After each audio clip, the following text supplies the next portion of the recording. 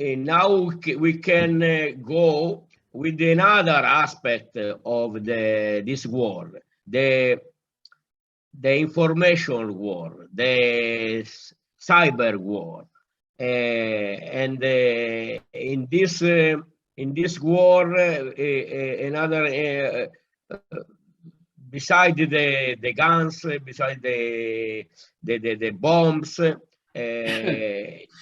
there are a lot of other important aspects like the cybersecurity, cyber war, and this session is dedicated to this aspect. Professor Mauri is here. My colleague Mauri is expert in bioinformatics, biosecurity, and Giancarlo, you can chair this session and the speech to Professor Mauri of Milano University of Bicocca, University of Milano. So we are in the age of data. We are we are inundated by data, and we have to learn how to extract knowledge from this data and how to use data to make decisions. And in this, from this point of view, artificial intelligence tools are now everywhere in medicine, in market, in retail market from Amazon and so on, but also in war to get data and to decide how to make the best actions, more precise, maybe without having damage to civilians and so. But unfortunately, the human mind is still has still some bad inclination. Let's say so in this respect.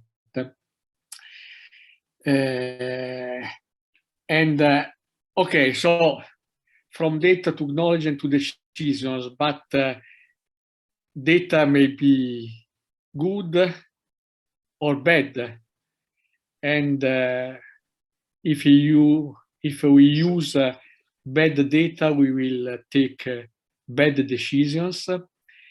If we use good data, well, we have to use also good tools to interpret and to act on the basis of this data. And so if you have good data but bad tools, we will make bad decisions. And so now this is there are many discussions also on the ethical side on the use of artificial intelligence data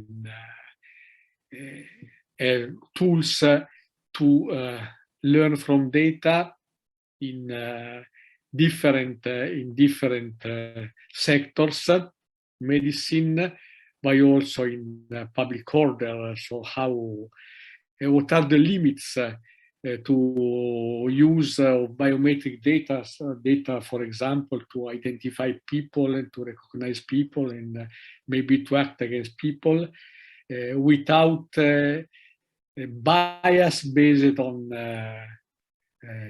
gender, race, or other aspects.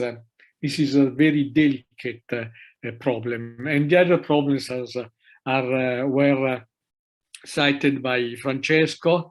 Is a cybersecurity, so how to defend data, how to protect the data against the people that may use this data for bad purposes.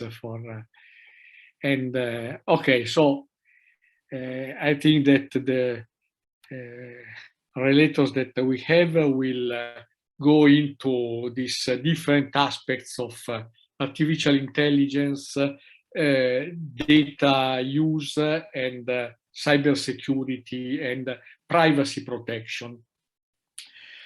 Okay, so we can start with Giovanni Casiraghi, Health Management SIPMeL. Allora, partirei dicendo che ovviamente il contesto riguarda la privacy con il discorso del rischio di perdita dei dati in vari contesti, ma mi preme dire che finalmente disponiamo di un sistema di segnalazione delle malattie infettive. Il decreto è del 7 di marzo ed è uscito il 7 di aprile sulla Gazzetta Ufficiale, che è molto interessante dal mio punto di vista e penso da un punto di vista informatico, perché è la prima situazione in cui i dati filtrano dalle strutture sanitarie locali alla regione, al ministero, e che prende in considerazione nel disciplinare tecnico tutta una serie di informazioni particolari che riguardano le malattie e le tecnologie. Come vedete al punto 3.3.2 ci sono gli standard tecnologici per la predisposizione dei dati per l'invio e per la prima volta viene fatto cenno alle caratteristiche tecniche tipo i file XML da utilizzare per queste segnalazioni. Perché vi ho parlato perché l'ho inserito con il discorso privacy? Perché viene richiesta un'informativa obbligatoriamente per la struttura sanitaria, dove il titolare dei dati abilita un responsabile della protezione dei dati che deve partecipare con un indirizzo di posta elettronica.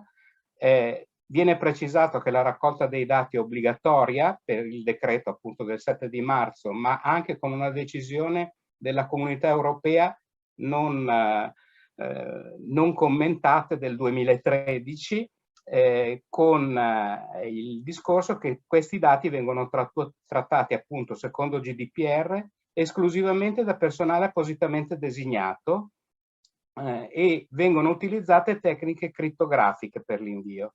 Sono cancellati, e questa è una novità perché riguardava solo le cartelle cliniche ad oggi, trascorsi 30 anni dalla morte dell'interessato.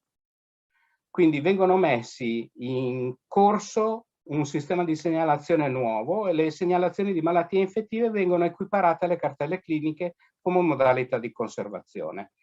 Ovviamente viene detto che ci sono anche i diritti previsti dall'articolo 15 e 22 e si può proporre reclamo anche al garante. Credo che questo sia il primo esempio di un va e viene di dati da dove si realizzano nei laboratori, negli ospedali, fino al discorso del Ministero. La parte innovativa viene detto che devono essere utilizzati i codici CD9CM e ne viene aggiunto uno on top, direi, che sono le infezioni correlate all'assistenza, che non hanno un codice CD proprio e quindi adoperano una serie di zeri come identificazione di tali codici. È interessante perché, come vi ho detto, ci sono le varie cose. Io richiamo la relazione del 2018 dicendo che è un discorso di efficienza sanitaria o, a secondo, o dall'altro punto, una causa di malasanità se non vengono adoperate queste precauzioni. Così come reputo altrettanto importante il fatto che c'è stata uno scambio di informazioni istituzionalizzato, uno spazio cibernetico come bene comune tra il garante della privacy e il responsabile della sicurezza informatica.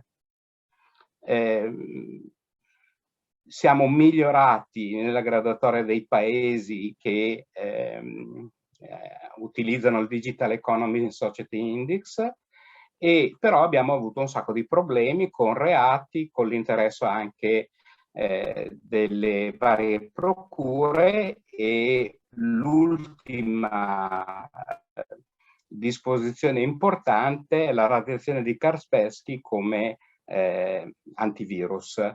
Eravamo partiti con le disposizioni dell'Agit, ma ovviamente i big data sono oro e quindi hanno aperto un mercato della sicurezza estremamente importante. Nel 2021 era valutato in 1545 miliardi, sono dei dati del Politecnico di Milano, così come erano stati attivati con un decreto legge 105 del 2019 il discorso del perimetro nazionale di difesa con l'istituzione dell'Agenzia della Cibersicurezza Nazionale. Diciamo che non è ancora completamente attivata, ma a livello di cyber war gli effetti in Italia sono stati ad esempio di mettere a terra le ferrovie dello Stato per una certa quantità di tempo. Quindi diventa importante avere un'idea dell'hub nazionale, se volete, degli hacker di Stato che si occupano, scusatemi, che si occupano di, tra virgolette, proteggerci. La struttura della CN che si occupa di queste cose e che tra l'altro prende in considerazione proprio tutto quanto riguarda i rischi cyber derivati dalla situazione ucraina è il CSIRT, il Computer Security Incident Response Team, che in qualche maniera sta tamponando tutti gli attacchi che in qualche maniera vengono fatti al sistema informatico nazionale. In pratica sono state screenate quelle che sono le strutture a rischio e sostanzialmente queste vengono monitorate e protette appunto dalla CN. Il mercato dell'information security sta galoppando con un discorso di crescita che continua ad essere esponenziale, come vedete, con il discorso che ci sono anche delle applicazioni di intelligenza artificiale in ambito di security. Io vi ringrazio per... scusatemi. L'ultima è che la responsabilità in materia di sicurezza informatica ancora adesso è molta... scusatemi. È molto condivisa, nel senso che ci sono sia che altre figure che se ne stanno occupando, anche se oramai è proprio definita una figura, quella del CISO, che risponde alle information technology su questi argomenti nelle grandi aziende, ovviamente. Un 8% non ha ancora comunque il responsabile.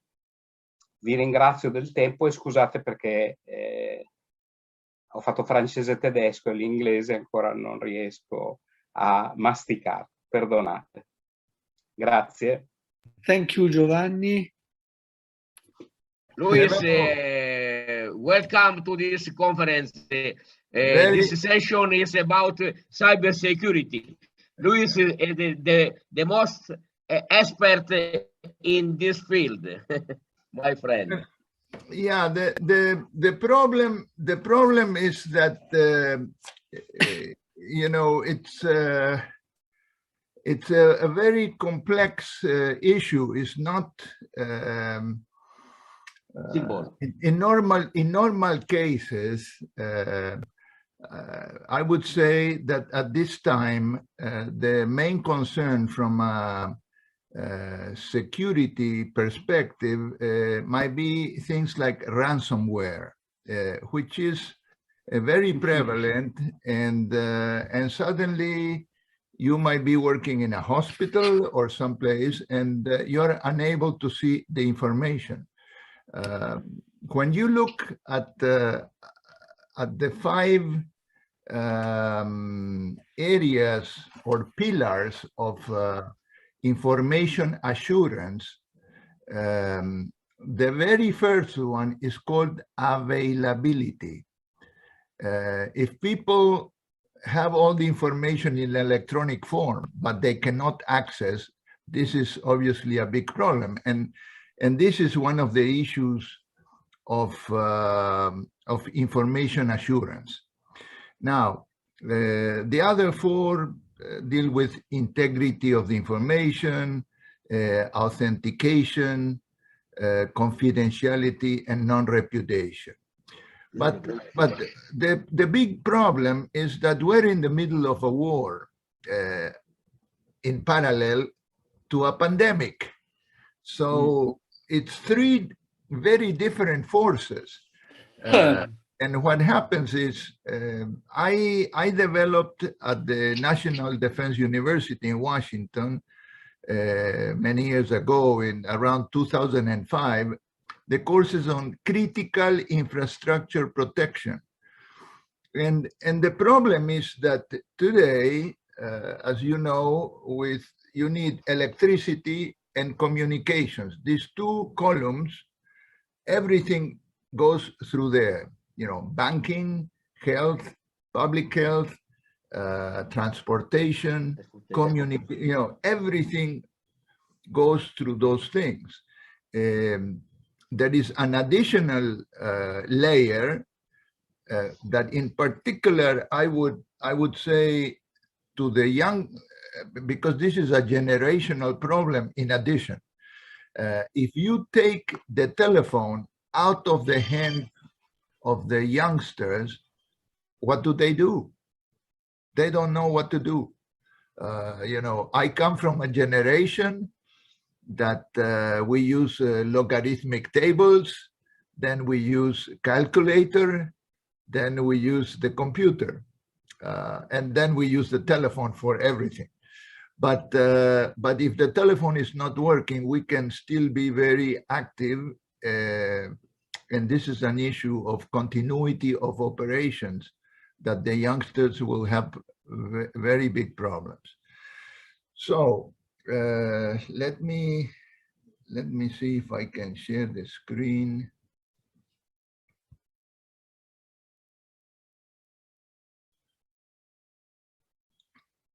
Okay.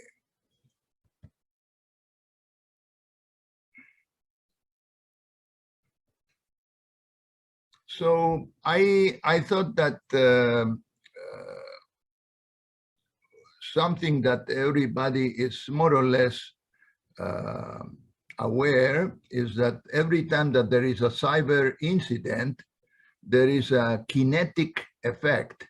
For example, you remember Stuxnet, that virus that was introduced through a USB into a computer in Iran.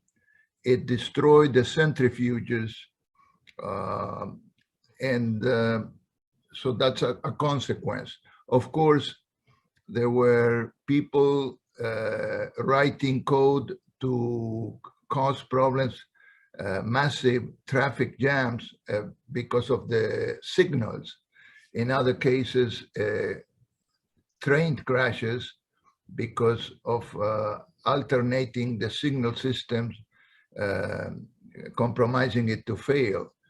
And of course, in some other cases, you have SCADA systems that might make a gas pipeline explode, for example.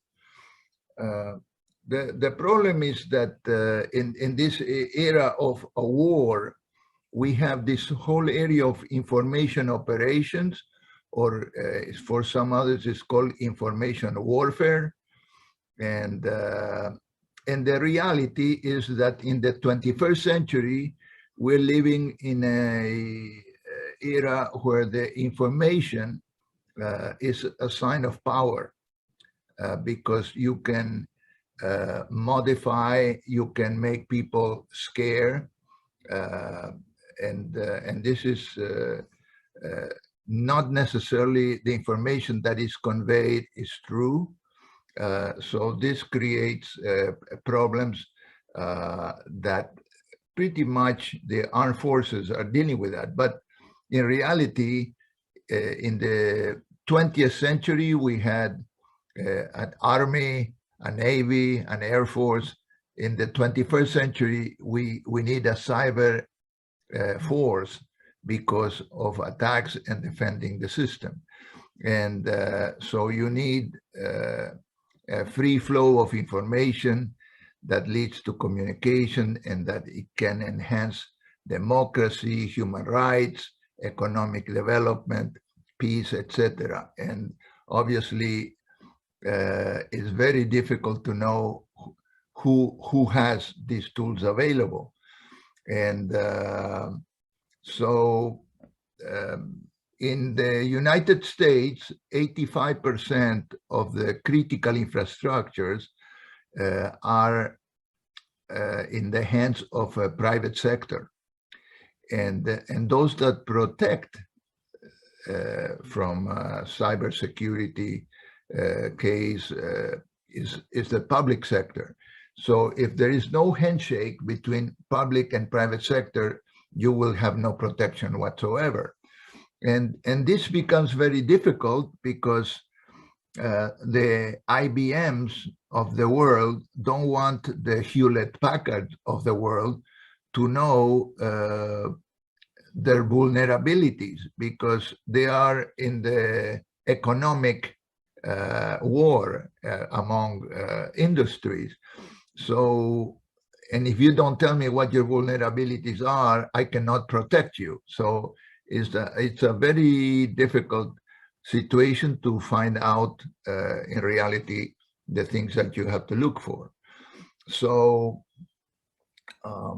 the problem then that I tend to look very, very careful is the last one of these, is that critical infrastructure protection, which it's very, very, very relevant to this discussion.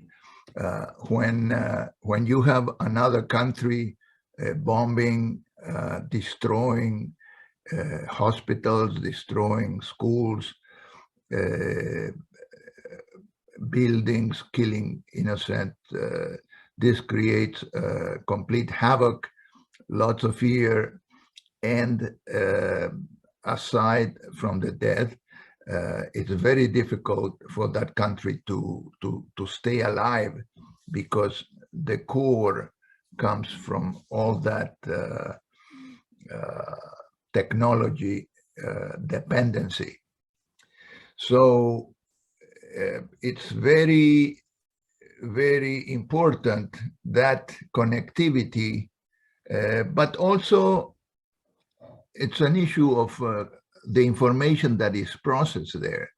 Because what happens if you are connected, but the content of the information is changed, or you have misinformation? And that's why that second pillar that I told you about information assurance, which is integrity of the information, becomes very, very critical. Because today, many of the instruments that are used in a hospital are dependent on information. This is, some people want to call it AI, but from the 80s, we had an IEEE individual by the name of Lou Shepard. He created a system where the blood pressure of a patient could be controlled through a feedback loop. So if the pressure would go more than a certain value, this would lower the pressure. And if it went below certain value, it will increase it. Well, you can imagine if somebody hacks the system, they could directly kill people.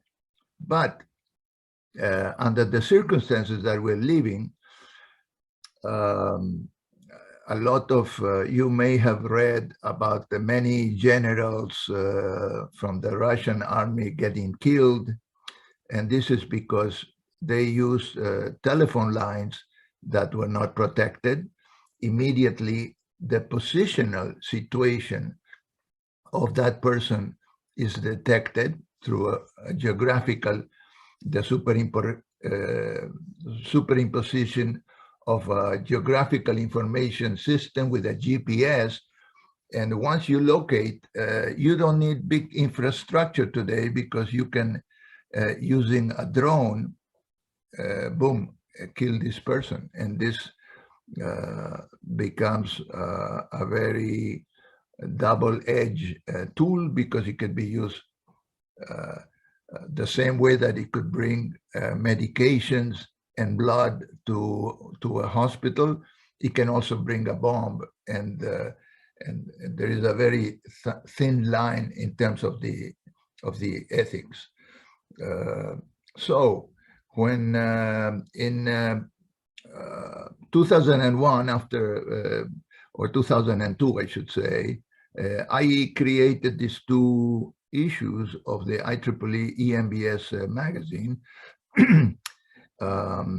And there was an article, is this one that, this is part of an editorial.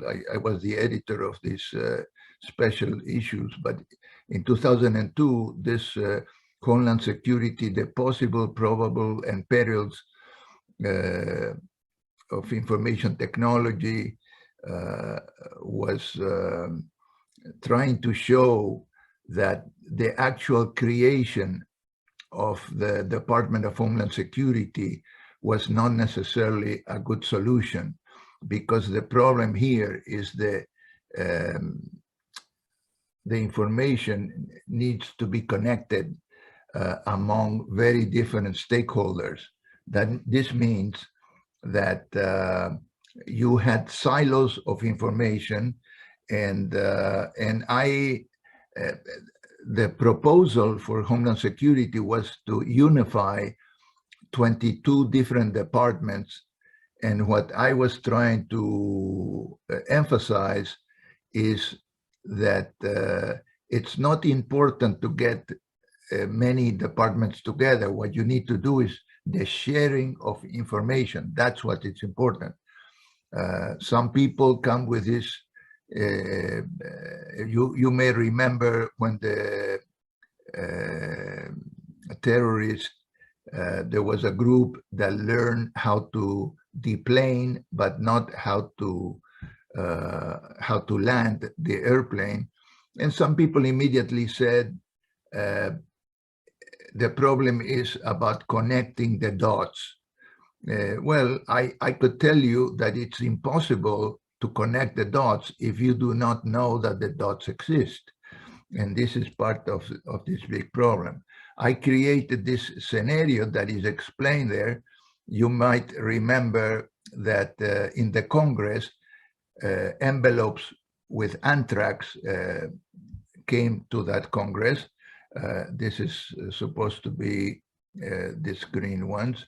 But also I showed these other examples of a ship loaded with chemicals exploded, perhaps in the Gulf of Mexico. A little or small airplane will crash against a nuclear reactor. The cornfields in Nebraska or the livestock in Iowa were contaminated by some bio hazards. The water was contaminated, perhaps some other place. The subway, similarly to what happened in Japan, in Tokyo, some gases were released.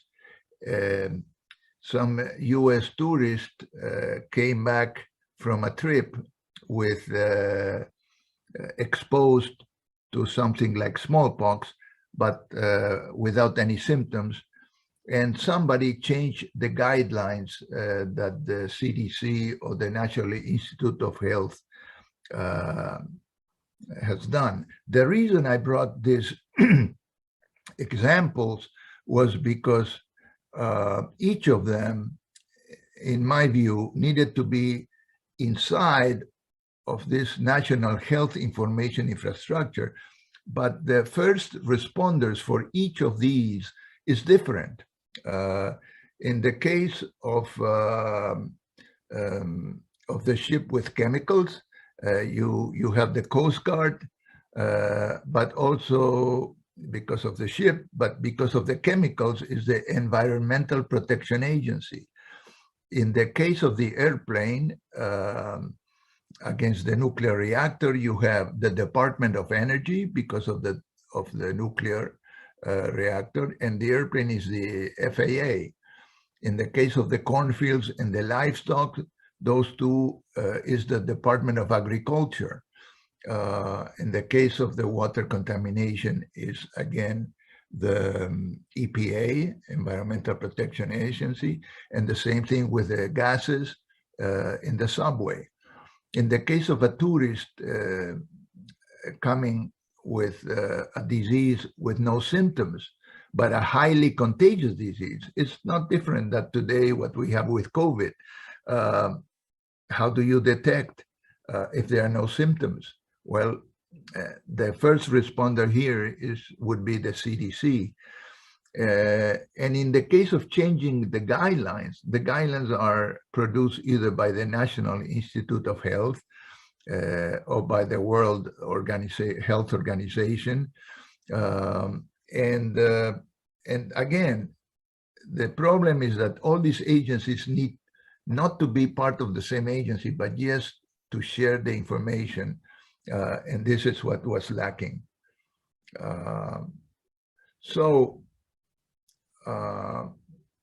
And here you have the example of somebody publishing some guidelines.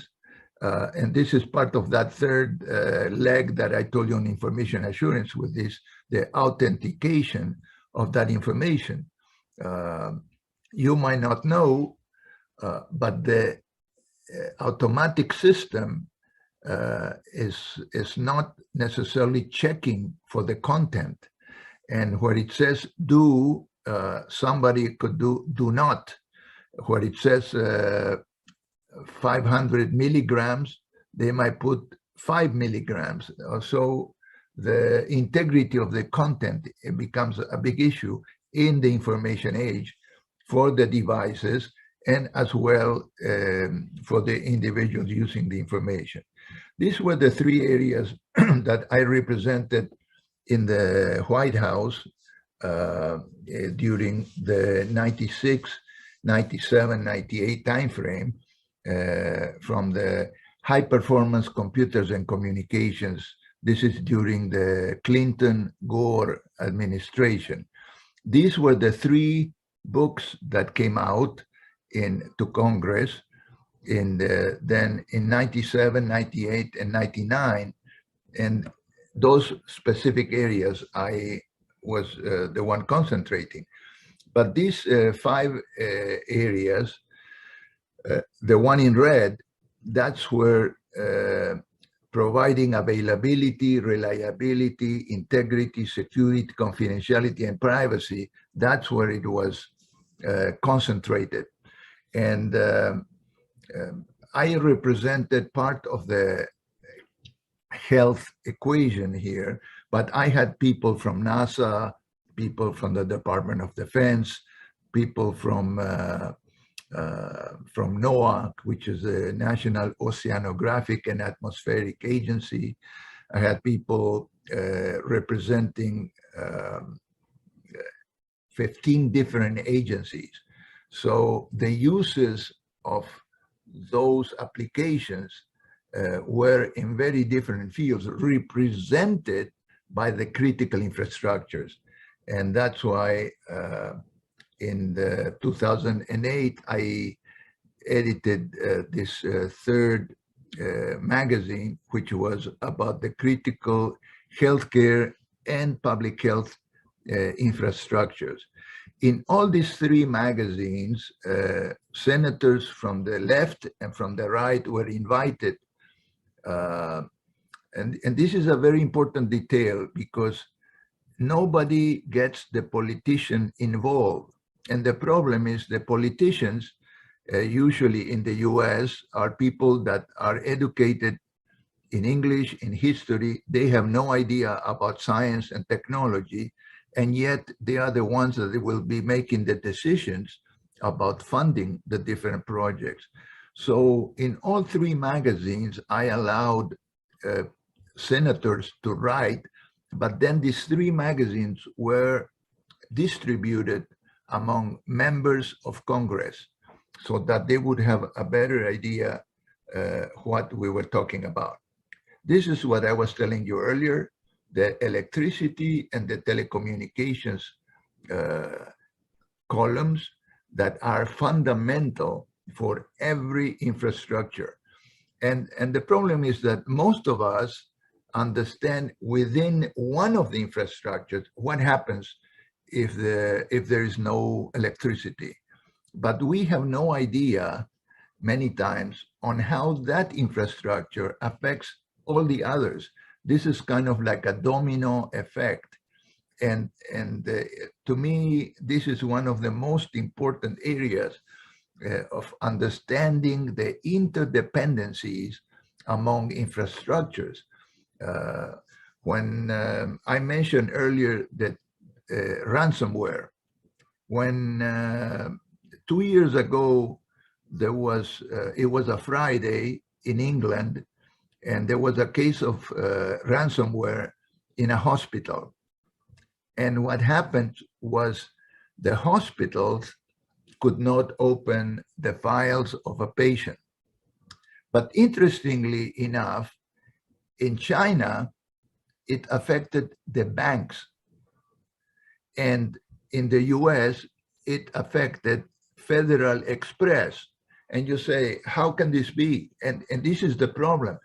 Somebody might be attacking not necessarily the hospital or the healthcare environment, but as a consequence of a ransomware attack someplace else, you can be affected.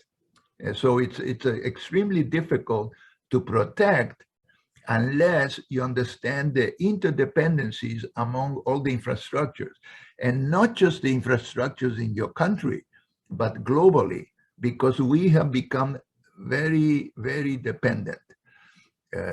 It's very easy for me to explain with you with the food, because in the US, in my kitchen, the avocados come from Mexico, and the strawberries.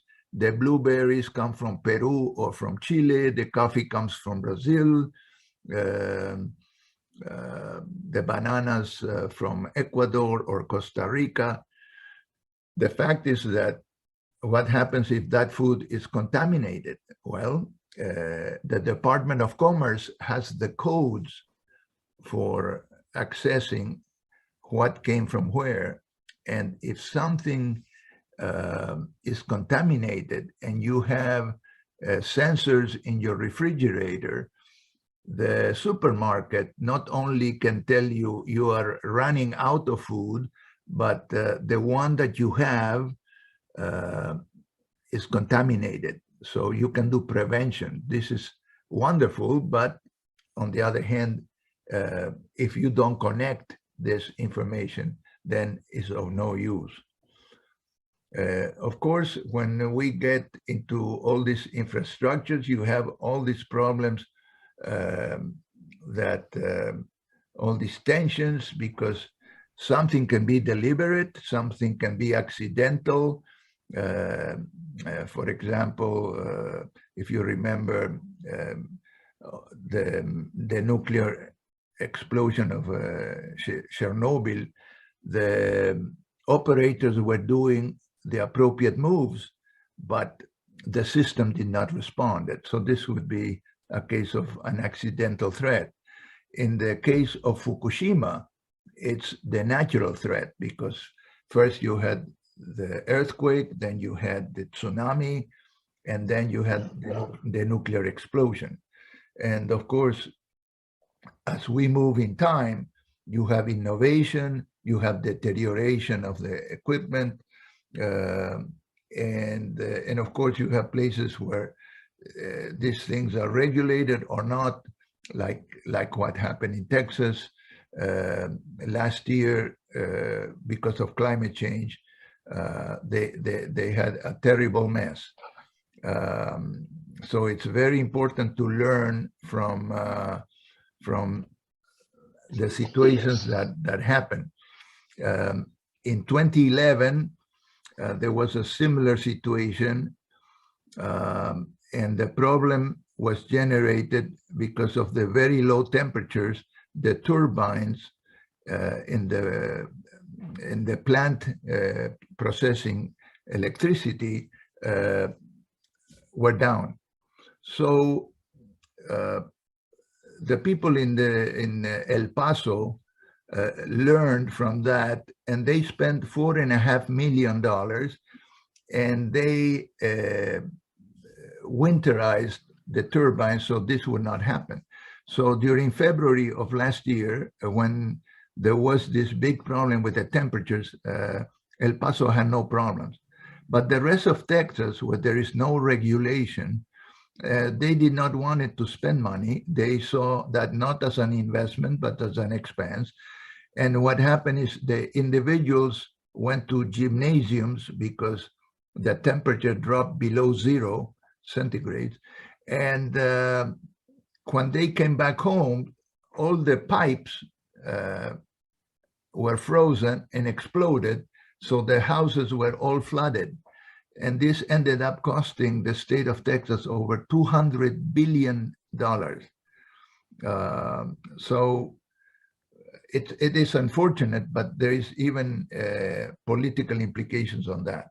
In the case of electricity, I think it's very easy to showcase that you have generation plants, you have transmission lines and substations, distribution lines, and controls. And this is any of these areas could be attacked cybernetically, and it will create problems. And of course you have. I'm sorry, this slide is half in Spanish, but when you have an interruption on the energetic system, on the electric, you have this cascading with communication. I'm sorry, somebody has the microphone on.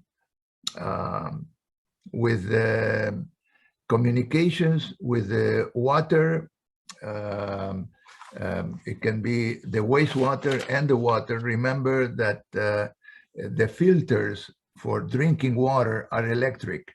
So if you have no electricity, you suddenly can have contamination of the water, which becomes a public health.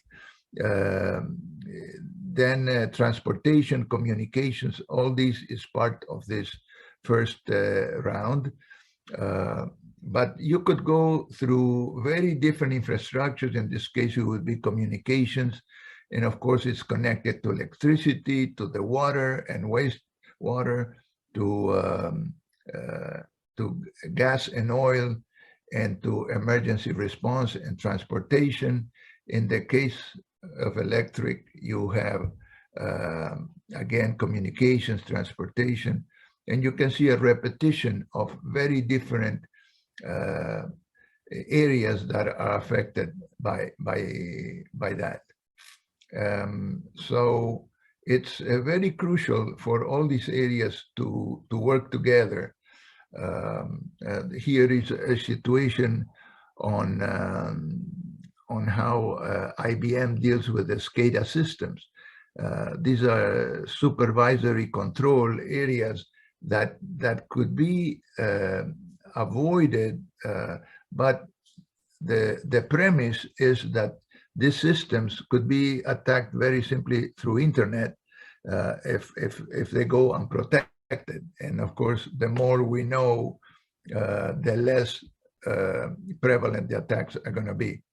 Now, there is a lot of simulation that is being done. That way, the national laboratories find out exactly what are the consequences for each of the sectors, and that's how they learn how to protect it. Because as time goes by, the threats keep changing. So you go into understanding how that information domain creates some facility risk, some system risk, some corporate risk, and now you get into more of the physical domain. And then, of course, there is a connection to the economic domain. There are consequences to all of these things. The other part is that if you have different zones in your country, these become interconnected as well. So you have to understand in terms of resources, because other things are happening simultaneously. And the interconnectivity becomes a very, very important thing. And this concept that I was telling you about information sharing brings up the issue of interoperability, which is a big problem. In 2003, we had the problem of all the East Coast, including parts of Canada, where 60 million people became part of that blackout. With my partner, Robert Matthews, we wrote this electronic book on interoperability in critical infrastructures.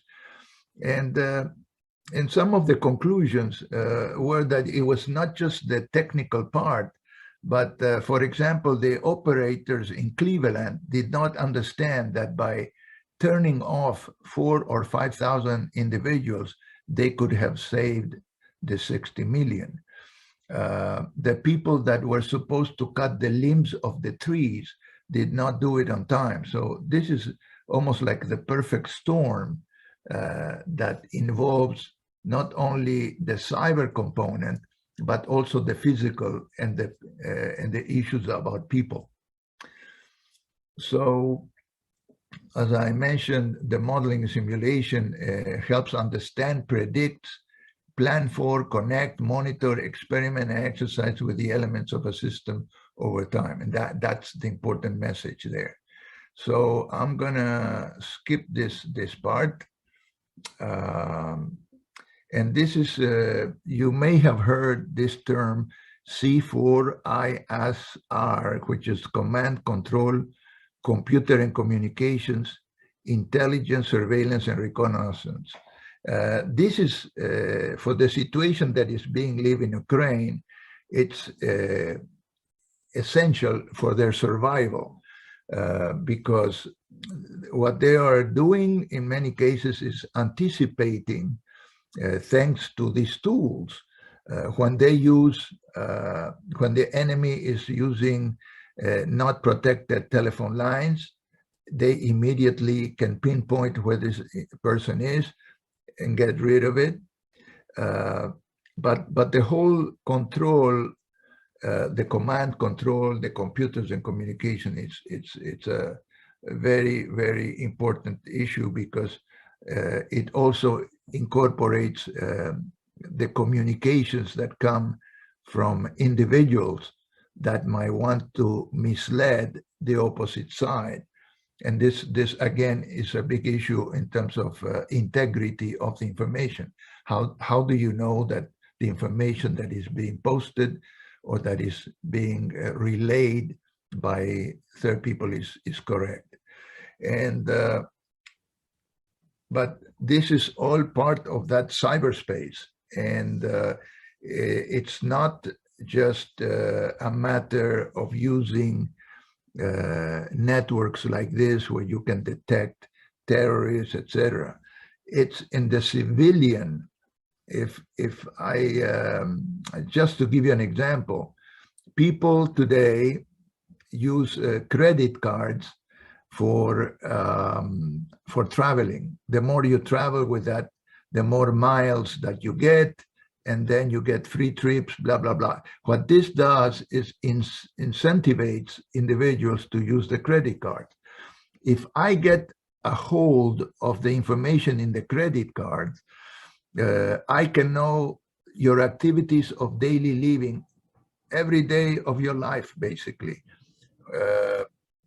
Because of the supermarket, I know what foods you eat. Because of the books you read, what do you read? What restaurants do you go? Where do you buy your gasoline? Practically, I can tell you at what time of the day you go to the supermarket, at what time of the day you go to the bank. Everything is pretty much decrypted there. And if individuals get access, because some idiot downloaded the information of 50 or 100,000 individuals to their personal computer, now those 100,000 individuals are at risk about their privacy. And remember, the issues of the GDPR, we put together a special issue in the Health and Technology magazine that you can find from Springer, December of 2017. And there were very different aspects. In the US, the big issue is financial.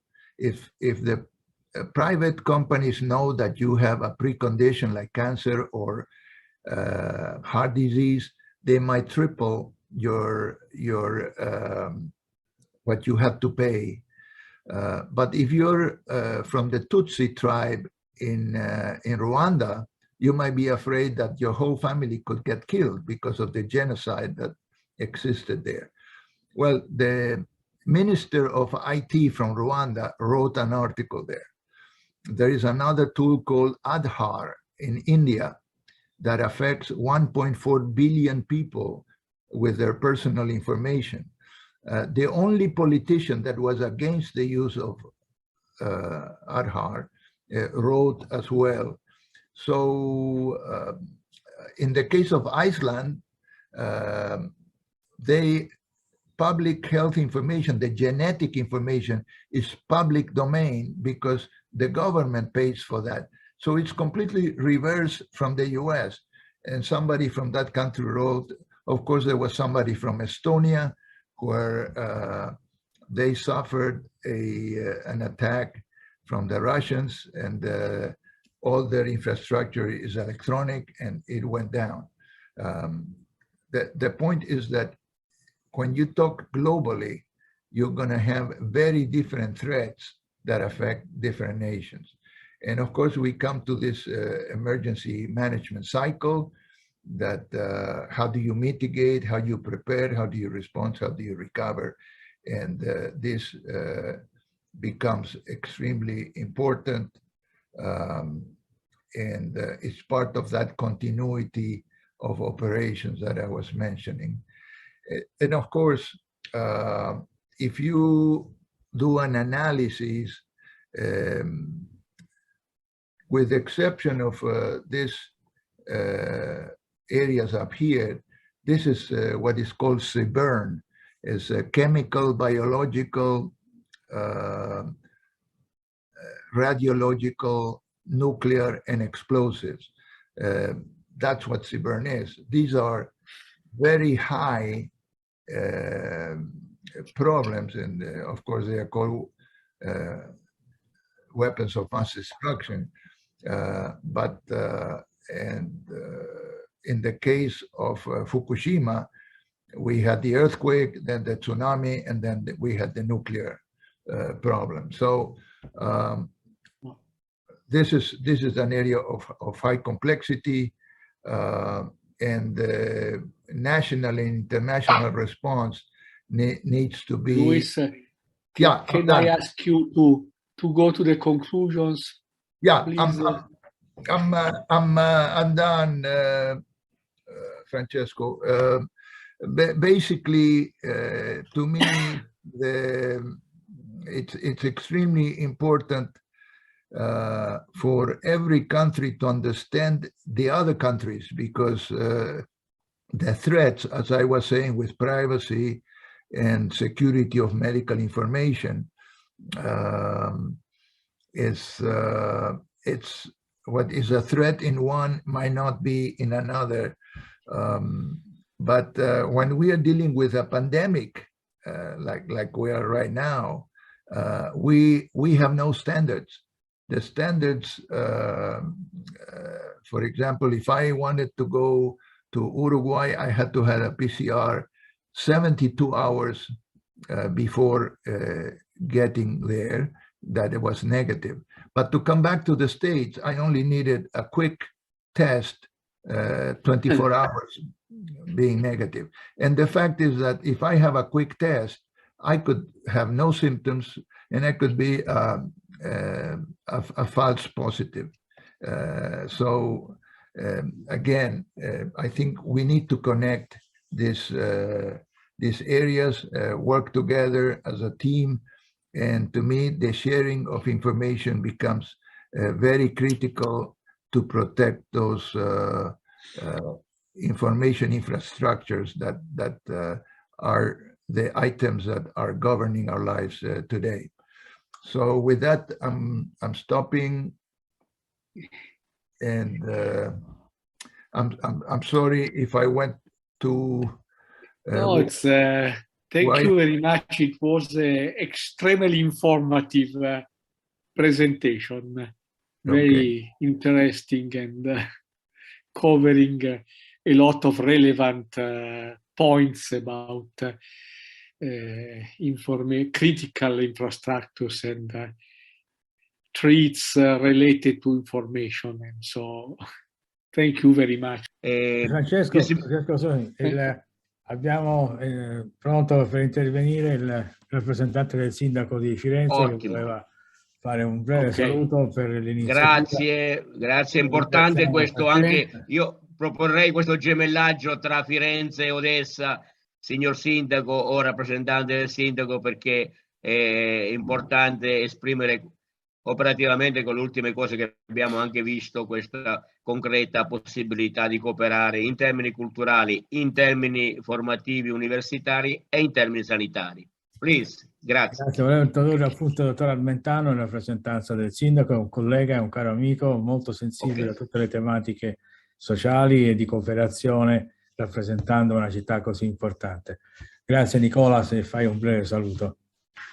Grazie a te Gianni, buongiorno a tutti e buongiorno da Firenze, ma da Palazzo Vecchio, è la sede, diciamo, dei fiorentini, è il luogo simbolo della città dove risiede, diciamo,